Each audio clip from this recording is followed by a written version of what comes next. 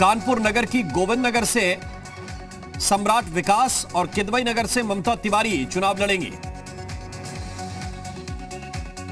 हमारे सहयोगी पवन सिंगर इस वक्त ज्यादा जानकारी के साथ हमारे साथ जुड़े हुए हैं। पवन, कौन कौन से बड़े नाम हैं इस लिस्ट में?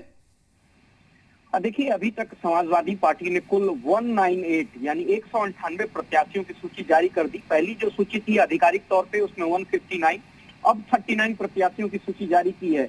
खास तौर से लमुआ से देखा जाए तो संतोष पांडे वही नेता हैं जो समाजवादी पार्टी में ब्राह्मण राजनीति को लेकर के, चाहे वो परशुराम की मूर्ति लगवाने की बात हो या तमाम ब्राह्मण राजनीति जो तमाम घटनाक्रम घटित हुआ उसको लेकर के चर्चा में आए, उनको लमुआ से समाजवादी पार्टी ने टिकट दिया है। राकेश प्रताप सिंह, आपको याद होगा कि भारतीय जनता पार्टी की सरकार के खिलाफ धरने पे बैठे थे लखनऊ जीपीओ पे, और वो अपने पद से इस्तीफा देने का काम किया था। उनकी बात नहीं मानी गई थी एक सड़क को लेकर के। उषा वर्मा है, बड़ा नाम है उनका, जो सांडी से उनको सुरक्षित सीट से टिकट मिली है।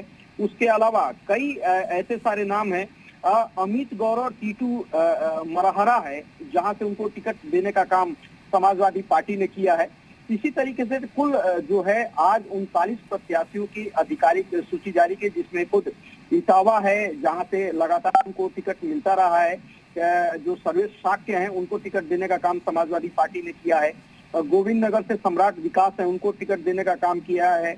इसी तरीके से हमीरपुर से राम प्रकाश प्रजापति, इनको टिकट देने का काम किया है। तो एक एक सीट पे अखिलेश यादव ने खुद अपने इंटरनल सर्वे के अनुसार रिसर्च किया। रिसर्च करने के बाद टिकट फाइनल करने का काम कर रहे हैं। 2017 की तरह टिकट देने का काम इस बार समाजवादी पार्टी निश्चित तौर पे नहीं कर रही है। वो इस बात का विशेष ध्यान दे रही है कि जो प्रत्याशी हो वो जिताऊ और टिकाऊ हो। आने वाले समय में समाजवादी पार्टी तो पवन हमें महत्वपूर्ण जानकारी दे रहे हैं, और साथ ही आपको कुछ और कैंडिडेट के नाम बता दें। अयोध्या से पवन पांडे चुनाव लड़ेंगे।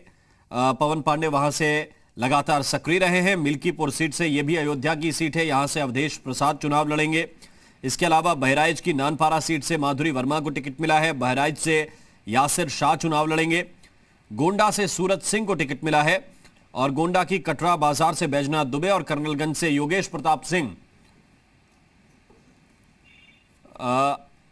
चुनाव लड़ेंगे। इस वक्त पवन पांडे जी हमारे साथ फोन लाइन पर जुड़े हुए हैं अयोध्या से। उन्हें एक बार फिर से समाजवादी पार्टी ने अपना उम्मीदवार बनाया है। पवन पांडे जी, टिकट मिला है, आपको क्या कहेंगे? पहले तो आपको धन्यवाद, और समाजवादी पार्टी के राष्ट्रीय अध्यक्ष हम सबके नेता आदरणीय अखिलेश यादव जी को बहुत बहुत धन्यवाद देता हूं। आभार प्रकट करता हूं कि पूरी समाजवादी पार्टी और आदरणीय राष्ट्रीय अध्यक्ष जी ने मुझ जैसे छोटे से कार्यकर्ता पर विश्वास जताया। और अयोध्या की देवतुल्य जनता को भी धन्यवाद दूंगा, आभार दूंगा कि आज जो भी मेरी ताकत है या जो मेरा टिकट है, ये निश्चित रूप से अयोध्या देवतुल्य जनता के आशीर्वाद के फलस्वरूप है। तो मैं अयोध्या की महान जनता को, देवतुल्य जनता को, अपने राष्ट्रीय अध्यक्ष जी का हृदय से, दिल से आभार व्यक्त करता हूं, और कोशिश करूंगा कि समय आने पर इस कर्ज को अदा कर सकूं। पवन पांडे जी, एक तरह से धुरी है उत्तर प्रदेश चुनाव की अयोध्या, वहां से चुनाव एक तरह से कहा जा रहा है कि बीजेपी भी उसको आधार बनाना चाहती है। बीएसपी ने भी अपने कैंपेन की शुरुआत वहीं से की। कितना टफ है आपके लिए इस बार का मुकाबला? कोई टफ नहीं है। अयोध्या में श्री अखिलेश यादव जी के कामों की प्रचंड लहर चल रही है। 2012 से लेकर 17 के बीच में जो आदरणीय अखिलेश जी ने काम किए थे, वही काम आज केवल अयोध्या की धरती पर दिखाई पड़ रहा है।